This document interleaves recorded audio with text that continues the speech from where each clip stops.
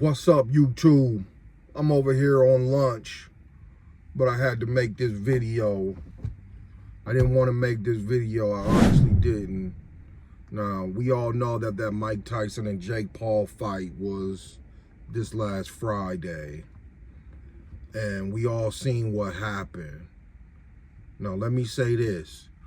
I've been a Mike Tyson fan since he started boxing. I watched the Buster Douglas fight, and I cried when Mike got knocked out. So I'm saying that to say this. As much as I love Mike, that was a disgrace. That was shameful. Now, I know, I understand he made a lot of money for that fight. I get that part. I get it. Trust me, I get it, and I understand it. But at the same time, coming from a Hall of Famer, a living legend like Mike, I wouldn't think he would let money get in the way of the sport. Now, some people say it was a fake fight. Some people say Mike just didn't have it in him because he was 58. But to me, it doesn't matter. It doesn't matter which one it was. It was a disgrace. You have this Jake Paul kid coming into boxing, fighting basketball players, retired basketball players, retired UFC fighters, and retired 58-year-old legends that we all know 20 years ago that Mike would have destroyed him, absolutely destroyed Jake Paul. But now he has that feather in his cap saying he beat a legendary fighter. And that's cool, that's cool. I'm not hating.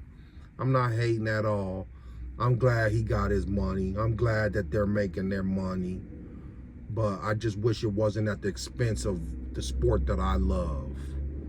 There was one silver lining in that night, that the undercards were real fights. Real good fights too. Especially the women's fight. That Amanda Serrano, she's a dog. She's one of my favorite female fighters other than Clarissa Shields. But, you know, I think that put a bad taste in a lot of people's mouths, the way it went down, because, you know, and I was tricked too. I guess I was hustled, scammed, finessed, whatever you want to call it. But I'm gonna be honest, when I saw all those training videos of Mike, I'm thinking, obviously it's not the old Mike that we're used to.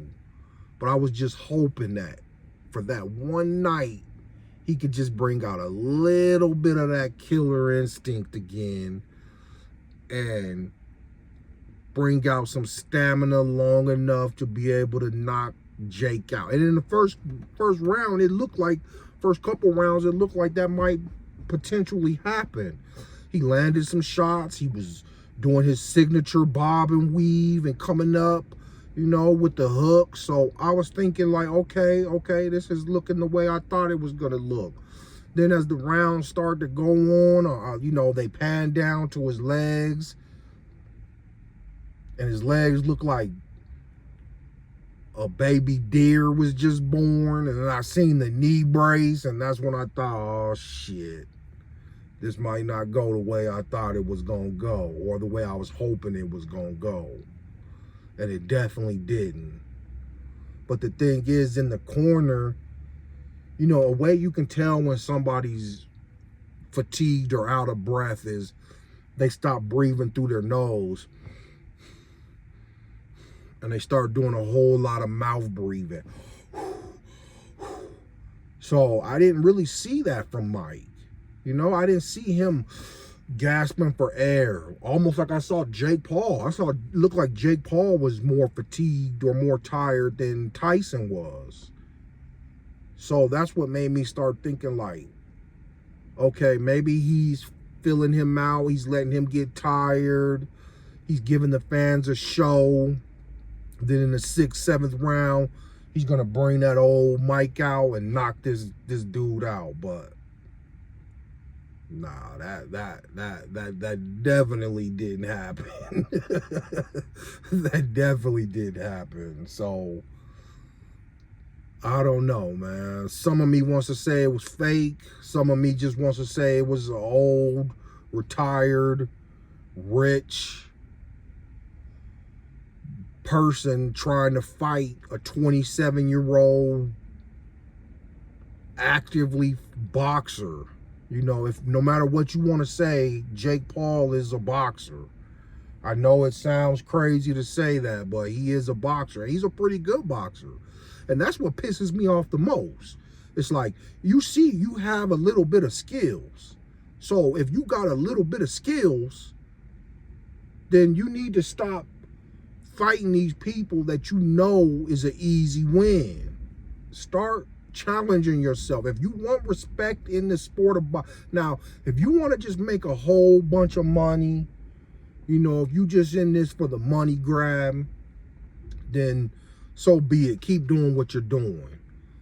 But if you want to actually have a little bit of respect in the sport of boxing, there's only one way you're going to do that. There's only one way, and it's not calling out Canelo. It's not. Canelo's not going to fight you, bro. He doesn't want to fight you, because the difference between you and Canelo is it's not about just the money with Canelo. He's fighting for a legacy. Hell, he turned down a Terrence Crawford fight just because he knows that's a lose-lose situation. And Terrence Crawford is one of the best, if not the best fighters in this era. But there's a weight difference.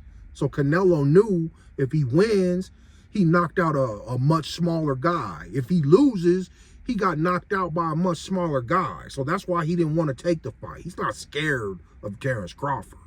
He just knows it would be damaging to his legacy. That's something you need to start thinking about. If you ever want to be considered an actual respected boxer, then you need to start fighting actual active boxers. And I'm not saying that you need to go out there and fight the Mexican monster, David Benavidez. I'm not even saying you got to fight Jose Benavidez.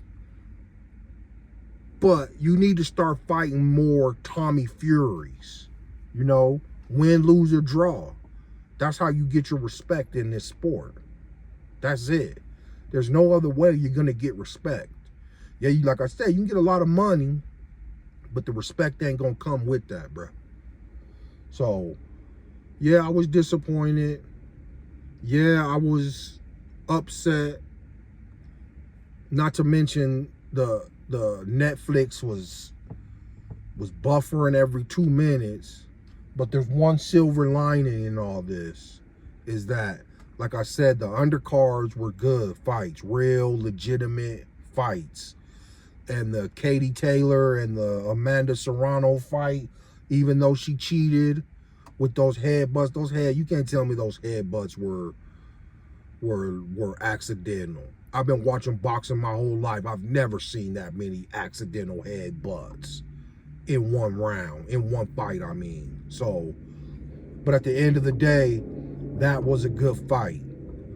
And I didn't pay pay-per-view. I would have never paid pay-per-view for that fight, for the Jake Paul Mike Tyson fight. So that's the one silver lining, or I guess the two, is the undercards and the fact that we already have Netflix. But you know, if you like the content that I'm bringing, please like and subscribe to my channel. I'm trying to grow my channel, and when I do get my channel built up and I start making some money from this, hopefully, God willing, I'm not gonna forget about the ones that supported me. Once I start making money, I want to start giving out tickets to some of my supporters to go see a fight in person. I've never seen a fight in person. So when I get to that level, I want to be able to give that gift to other people as well, so they can go see fights just like I can see them, once I can see them. You know, so This channel is not just going to be about me boxing and trying to get monetized. I'm trying to get monetized, yes. I'm talking about boxing, yes, because that's the sport that I absolutely love.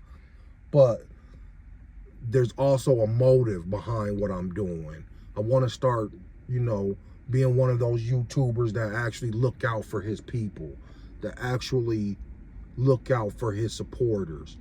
And I want to be able to, it's my dream to be able to send some people to a championship fight one of these days. I know it's going to take some time, but just please bear with me, man, because I don't know, I just have a different perspective on a lot of things. And, you know, I've seen a lot of people make money from certain areas, and once they do, they kind of forget about how they got there. Not all of them, but I see that happening.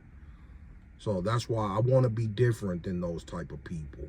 I want to be, once I get on, and I'm not just talking about one or two people go, I want to send a handful of people anytime I can to different fights.